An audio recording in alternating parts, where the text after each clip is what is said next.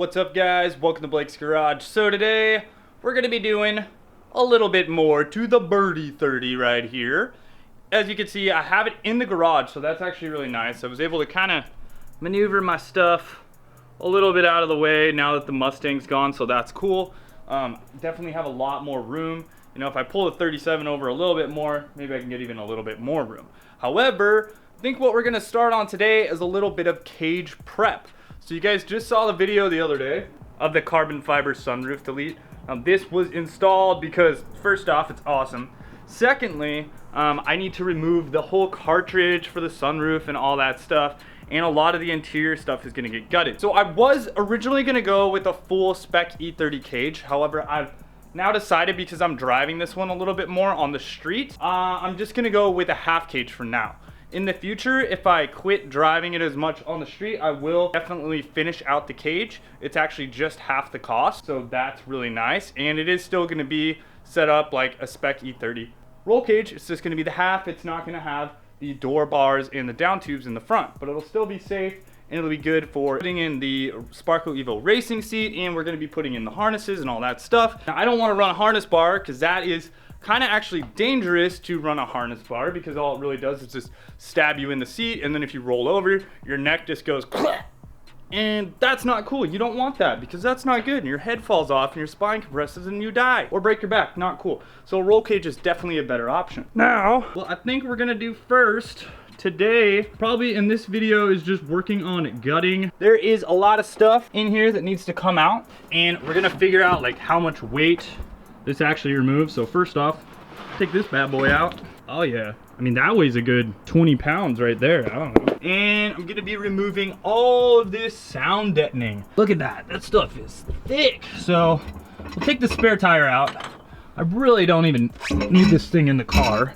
That weighs, there's another 30 some odd pounds right there. And I know this stuff is heavy right here also, so yeah, let's get this stuff out of here. And I gotta get this stuff on the sides off, because they're gonna be connecting in the strut towers right here. So let's start demoing some things. So this stuff basically just all kind of peels out of here. No big deal. Here we go. And I don't know where this clicks into. Okay, yeah, this slides into this back card over here. No big deal. Pieces out. This side I have the original tow hook. That's important. I'll get a better tow hook one of these days. Got the lug wrench that probably does not fit my lug nuts anymore, so that's great.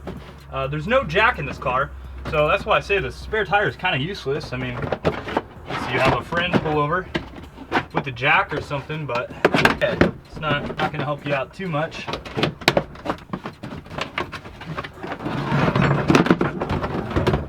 Kind of cleaned this out that one time, however, still some random crumbs down there in the bottom I gotta vacuum out. But yeah, overall the trunk area is pretty clean in this car actually. Now I'm gonna see about peeling any of this stuff out. I'm just gonna kind of put a crowbar underneath there, see if I can peel it up. The dry ice method is what I will use next if that does not work. I heard this trunk one comes out pretty easy in large chunks, so we're just gonna try that first. Oh, I just am using this little pry tool, and actually this stuff is coming up pretty easy. I mean, I shouldn't talk about it now because then it'll just get harder, but that's coming up fairly easy from what I can see. And I think this stuff weighs, you know, a good amount.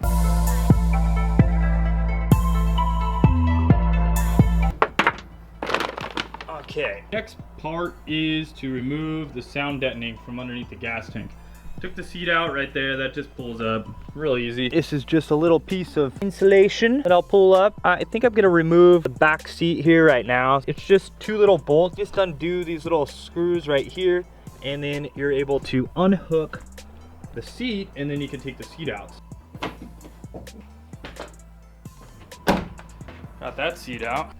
Now I can take this kind of like wool blanket out.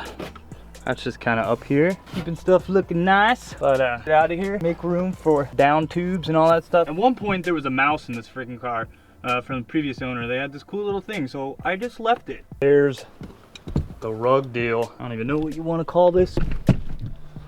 Wool blanket thing. Awesome. Let's get that out of here. looks better already. So I just kind of pulled this out. This basically, you just pull this up and then it just kind of slides forward. It does have your third brake light, however, and a couple other things. I got to disconnect that. These are where the seat belts went. You can see how it just splits.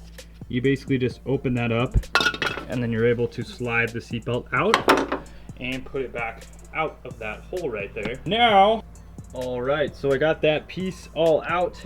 Went ahead and just rigged up my third brake light. Took it off of the little nice looking piece that's back here. I may put that back. Kind of all depends on how it'll fit with the cage, but I mean, I'd rather have the nice looking one back here because, I don't know, this kind of finishes off the car. Doesn't really weigh that awful much and it looks a whole lot better. Went ahead and took out the 17mm bolts for this seat. Now, my passenger seat comes out super easy. My driver's seat, the rails are like locked up. I don't know, I tried it one day and like, I was having a real pain in the ass time. I worked on it for like 2 hours and I could not get it out. And this seat comes out in literally like, 4 minutes. But the other one, I could not get it to work. So I have to figure out what I want to do with that particular seat. I may end up cutting it out or possibly trying to like take apart the rails. I finally got the driver's side seat taken out. Now, I had big issues. This is normally not a big issue. As you can see, I got the passenger side out. However, I've always had issues with this particular rail right here. So what I did is I took this pin out right here. What you could see is you gotta like press in this little side right here. And what that does, it slides into this piece right here. So I was able to pull that out. That released it from the rail. Woo! Released it from the rail and then I was able to slide this one forward. And then I got this seat rail up enough that I don't even know. We're gonna try it out when I get it out of the car, but we'll see. We'll try to see what's actually going on with this thing because it has never wanted to slide forward enough, like all the way up here. So gotta figure that out. Okay, so I always thought there was a problem with this rail because you'll notice like right here, you can go all the way forward to there with this particular rail. However, this rail right here, you'll notice this little piece. This is like a limiting piece. So for short people, like my wife, when she was driving the car, basically limits how far forward the seat is able to go. So that was what I was always banging into, thinking that there was an issue, and there really wasn't. Awesome, I guess we're good. I am stoked to finally have this side out. Now I can clean up the 20 cents that's down there and clean up all this area. I'm gonna vacuum it up. Now I wanna try to pull out the carpet because the area that the cage is gonna be welded to, right over there where the steering wheel is, there, and then they're gonna cut holes back there and mount it to the frame of the car. So I gotta clean up these areas and basically get anything that can light on fire out of the way.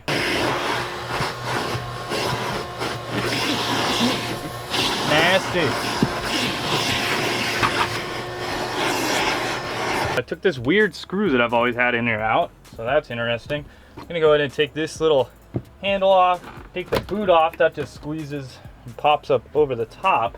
Gonna get the rest of this out. I think there's just, yes. There is a plastic screw back here. You wanna be like very careful with this. You don't wanna strip that out because that thing breaks like really, really easily. So I've heard. So I'm gonna remove that by hand. Got that little plastic 10mm nut off. Careful with that one, like I said. Now I can take this little piece out of here. Got the hydro right here. Just kidding, guys. Not a hydro. It's just e-brake. It's a manual e-brake, but I'm just gonna keep that in the way. There is an electrical connection that goes to that. That basically just lets you know that the parking brake is enabled. That is right there. Basically just shorts out that. Beep. Just shorts it out when it goes up at all. Shorts that little contactor and boom, you're good to go. So I'm gonna vacuum this up again. I'm liking to just kind of vacuum this as I go because it's got nastiness. We got one 3mm Allen right up here at the top that I took out to take the shifter knob off. This is an automatic, but you can see it right there. That's where the screw goes, and boom, you can take that out of there. Now I can remove the shifter bezel. I think this pretty much just pulls off. Yeah, there we go. That looks good. A little bit of a twist. Oh, you know what you do? You pull that out first. Duh. And then you look at all the silicone crap in there because someone's obviously done some stuff with this thing before. So that's interesting. There's a screw siliconed on there. People really like silicone on this car. Not really sure why. I've found a lot of silicone in different oddball places. So yeah, wondering where your silicone went. It's probably in this car somewhere. All right, so I got that off of there. It looks like at one point there was another screw up front, which is obviously that custom silicone again. So that's out of there. And now from what I could see, another 10mm plastic nut. So again, be careful with that one. I'm literally just removing these ones by hand because I want to be very careful with it, not to break it. And I don't want to lose it or strip it either because these strip out super easy. I'm gonna remove this forward piece right here, this little piece of the console. I see one little screw up here on this side. I think there's supposed to be one on this side. I mean, I pretty much know there's supposed to be one on this side, but it is not there. So I'm gonna go ahead and get a stubby little Phillips screwdriver and remove that one. Two more down here, right in the front of the console also. Those are little Phillips screws. Go ahead and remove those and get those out of there.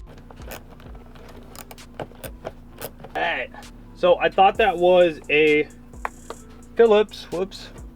I thought that was a Phillips, however, it was not. It's actually an 8mm, so I used a 1/4" drive to get that guy out of there. It's supposed to be a piece of hardware to keep that flapping on, however, I don't have it on this side.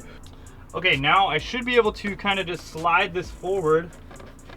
See, make sure we're not snagging on anything else. I'm gonna go ahead and push up on this because it looks like it's kind of hanging up there. Now I'm gonna disconnect the window switches, so that's just a quick little connection on the bottom there.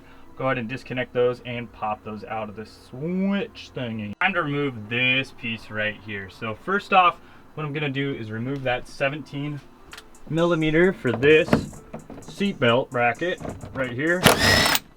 Okay, and you'll see there's a little spacer, like a washer in here. That's gonna pop out. And then you have one of these covers. This little piece pops out right there. These little pins just kind of expand like a little pop clip in the back. So those just expand that area, so we can just pop those little guys out of there. I'm finished. Try up. So I popped that out just a tad. Now I'm just gonna slide this piece down until it pops out.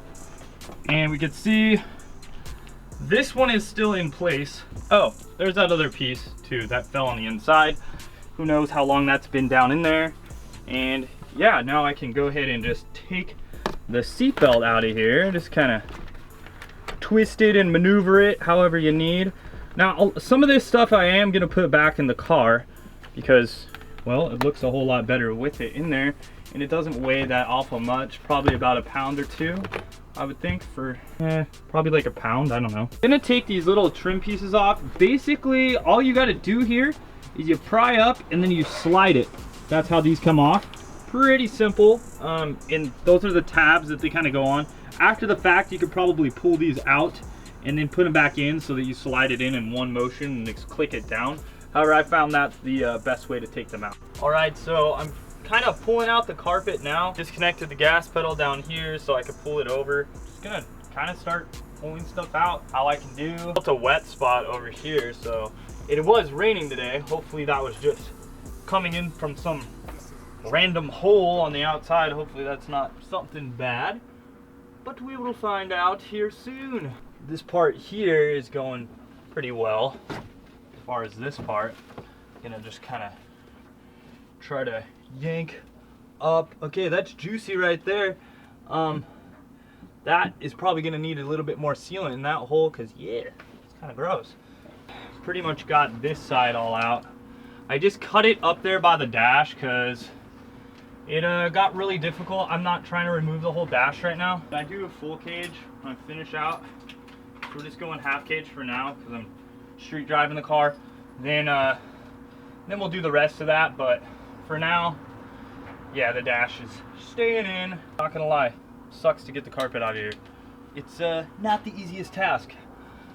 I mean, I'm trying to get it out somewhat in one piece. Yeah, you could go to town on it with a razor blade. That's gonna make it a lot faster. However, I kind of want to make it salvageable. I mean, as much as possible. All right. Okay, I think I think we're almost out. Don't do this in good clothes, by the way. I'm not, but I'm just saying. It's probably dirtier than you think. Or it is dirtier than you think. That pretty much does it here for the interior stuff. I mean, that is pretty well out of here. Next video I'm probably gonna do will be on removing this sound deadening right here. Cool trick to doing that, so I'll be doing that soon. I'm gonna go ahead and wipe this up, clean it up as good as I can, inspect for any rust. You know, overall, looks like it's pretty good. Little something right there. I don't know what that is, but you know, other than that, overall it's looking pretty decent, so that's good. So I hope you guys liked the video. Go ahead and like, share, and subscribe for more Berty 30 videos, and we'll talk to you soon. Later, guys. Wrench on. And the race car awaits. Race car awaits to be driven like a bat.